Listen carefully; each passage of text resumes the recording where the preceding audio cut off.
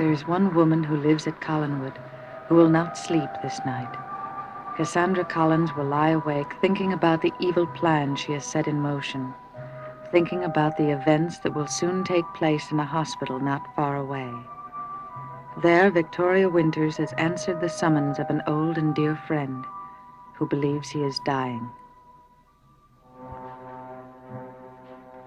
Where is she? Where is she? She'll be here as soon as she can. Oh, Vicky. Thank heaven you're here. I got here as fast as I could. Oh, thank you, Vicky. Listen to what I have to tell you. I must tell you the dream before I die. I must, or I'll have no peace. You're not going to die. If it'll help you to rest. I'm dying. I know it. But I'm not afraid of that. If only I can tell you my dream.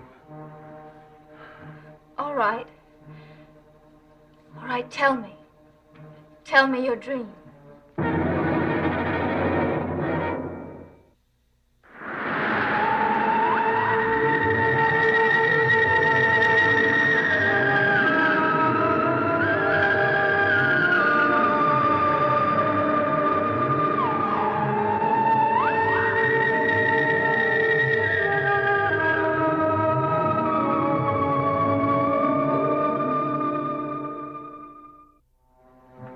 The dream will frighten you, as it has me.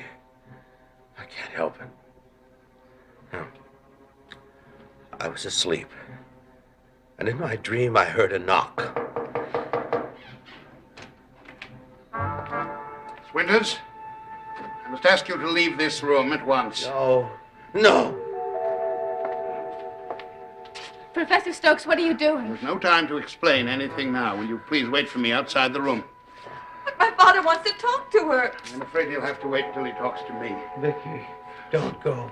Forgive me, Miss Winters. Professor Stokes! It's for the best. Professor, I asked you to come here tonight because I thought you could help us. And so I can, but you must be patient and trust me. I will if you'll tell me what you're doing. In due time. But I must speak to your father first. Mr. Evans? Why did you take her away? Sorry, but it had to be done. I've got to tell her the dream. I won't be able to rest. Mr. Evans, in a moment, I shall go into the waiting room and send Miss Winters home.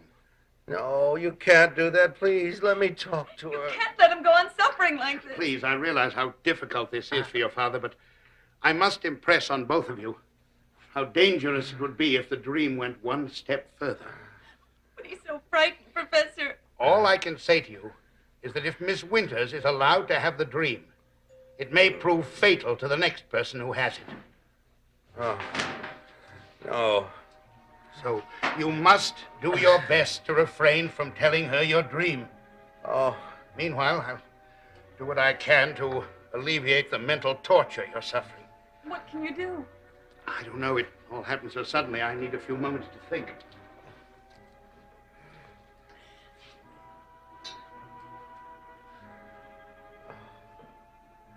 Maggie. Pop, please. I know you don't want to hurt Vicky. Just try to get some rest.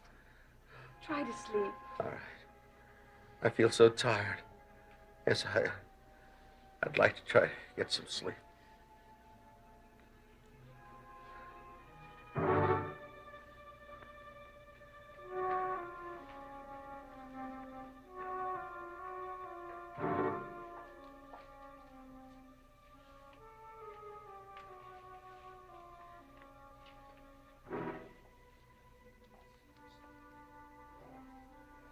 Sleeping?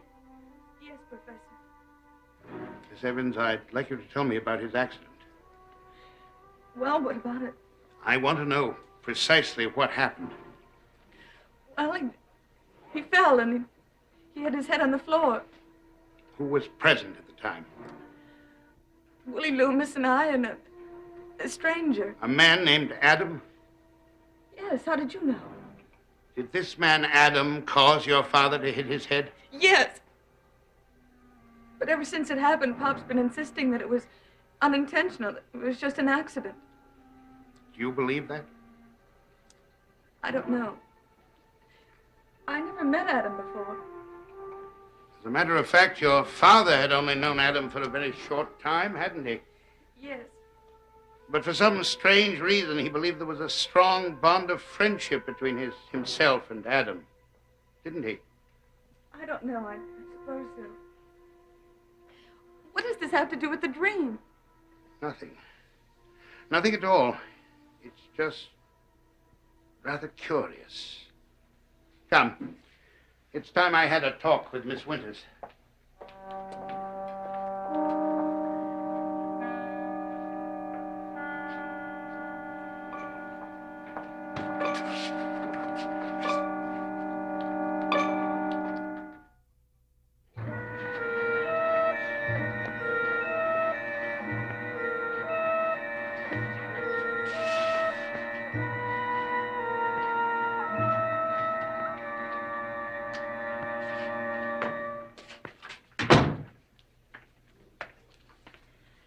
I hope you have some explanation.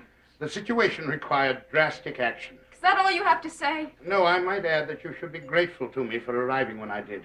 Grateful. Yes, for the moment I've prevented you from having what would have been a most terrifying experience. And what about Mr. Evans? He's sleeping now. Will I be able to see him when he wakes up? No. Why not? For the same reason I wouldn't let you see him now. He's suffering the terrible effects of a dream curse. You were the person he must tell the dream to because you will be the next to have it. I don't understand any of this.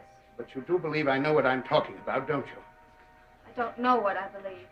Miss Winters, your recent experience in the past taught you some rather frightening things about witchcraft. Isn't that correct? Yes. Well, then let me simply say that in this situation, witchcraft is at work, and you'll appreciate the danger we have to face. Professor, are you trying to say that this dream was caused by a witch? Are you skeptical, Miss Evans? Well, I don't believe in witches. Then how do you account for the fact that 9 people have had an identical dream? I don't know. Would you believe there might be a reason for it? Yes, I suppose so. Then try to believe that I know what that reason is and that I'm doing my best to cope with it. Miss Winters, I think the best thing for you to do now is to go home. Well, I can't leave here.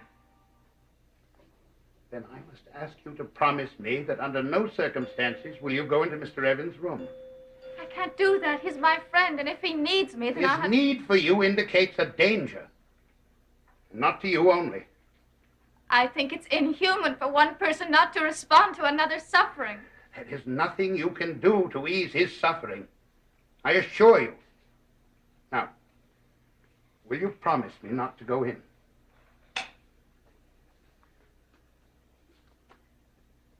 Right, I promise. Good. I have a great deal of work to attend to. Miss Evans, would you walk me to the door? I have some further instructions for you.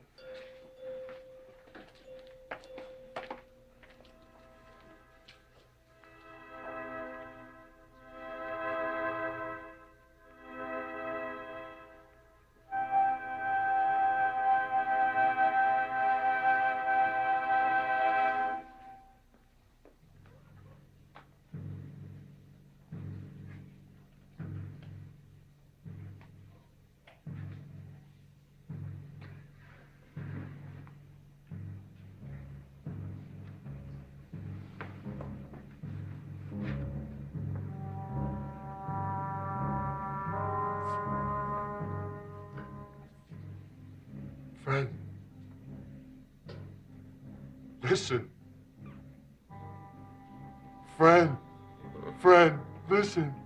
Adam, Friend, friend, yes, friend.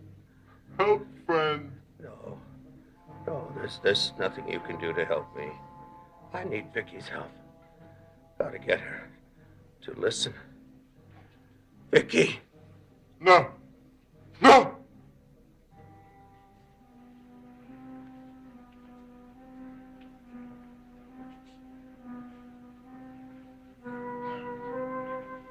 Vicky!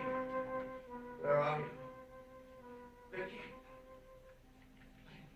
I need you. Vicky! Vicky!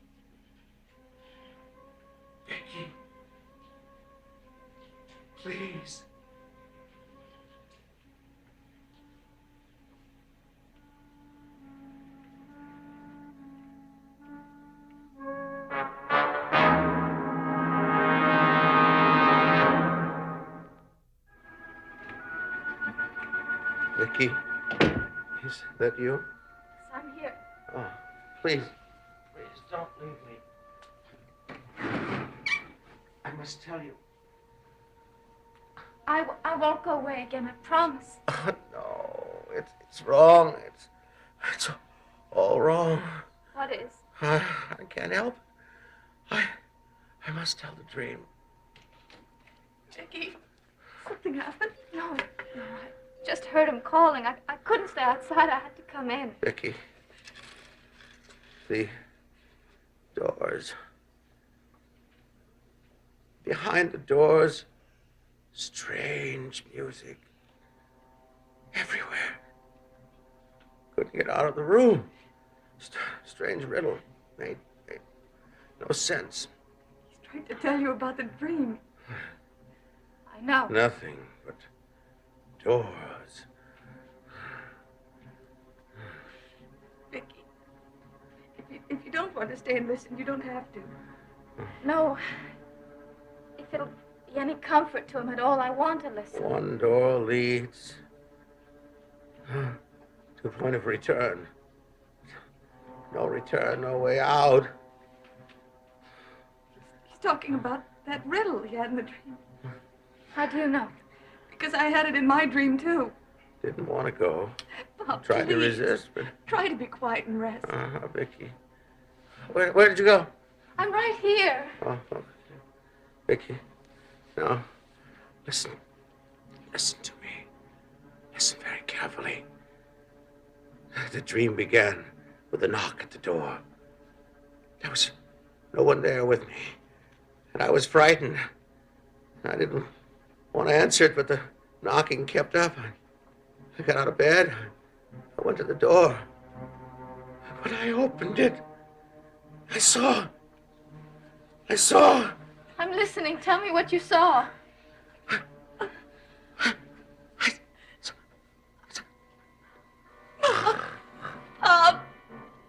Bob! He's dead! Doctor's dead! Doctor! Bob, please! Bob, please! Doctor!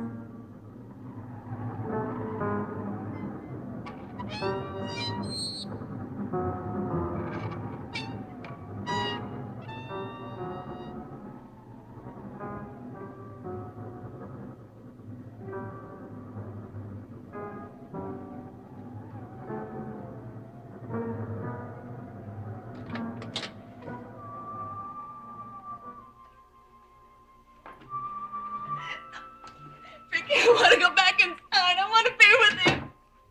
The doctors are doing everything. They've done everything that they could. You've got to stay out here, and you've got to get a hold of yourself. Oh, Vicky, how can I get a hold of myself when it was all my fault? Maggie!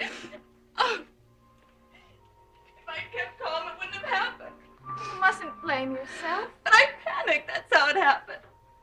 Bob thought that Adam was trying to hurt me, and he wasn't. I was just so scared. You had good reason to be. Oh, Vicky, it's so senseless. Oh, he was such a good man. And now he's gone. I don't know what I'm going to do.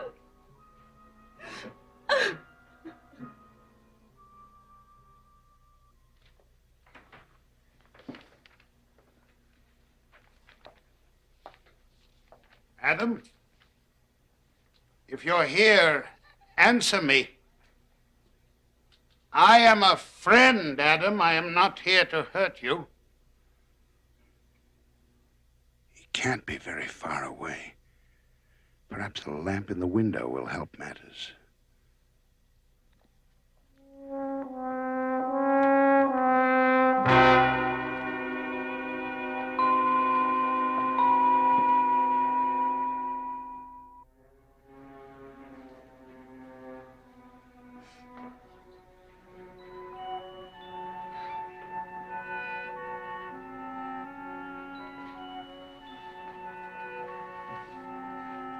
Here, Maggie. Take this. What's that? I don't know that the doctor said it'll help make you calm. I'm all right now, Vicky. Please, take it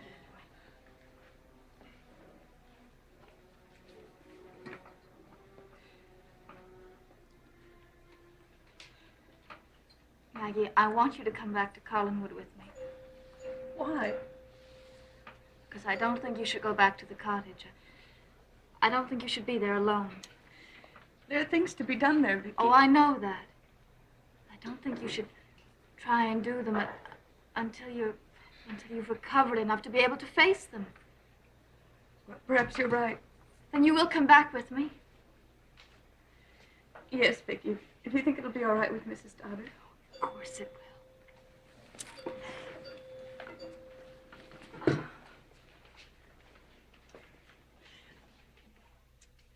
It just seems so unreal. Look, I know you can't stop thinking about it. Even the way it started. That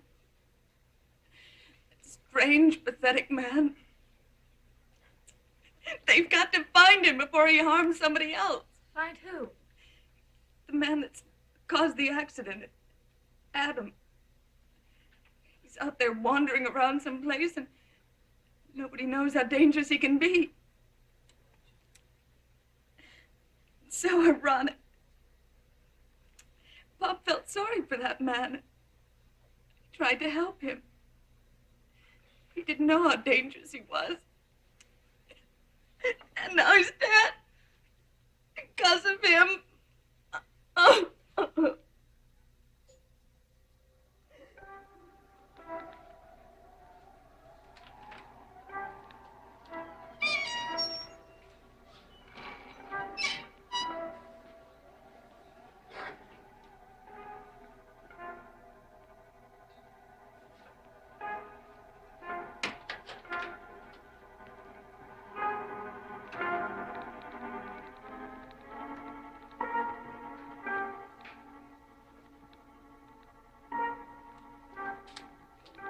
Adam?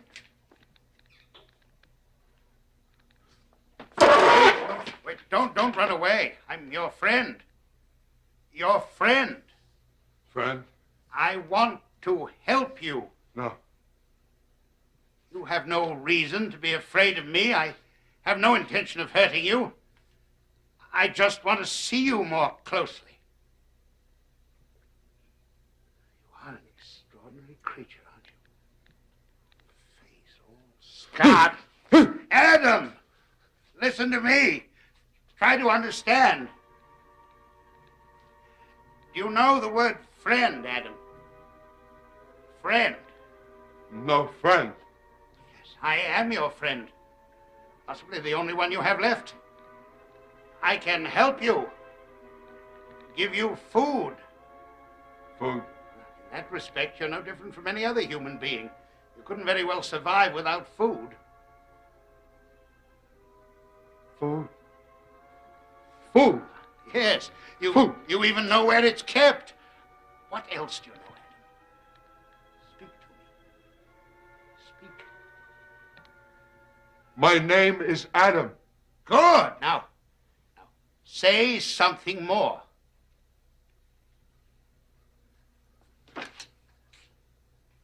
Paintbrush.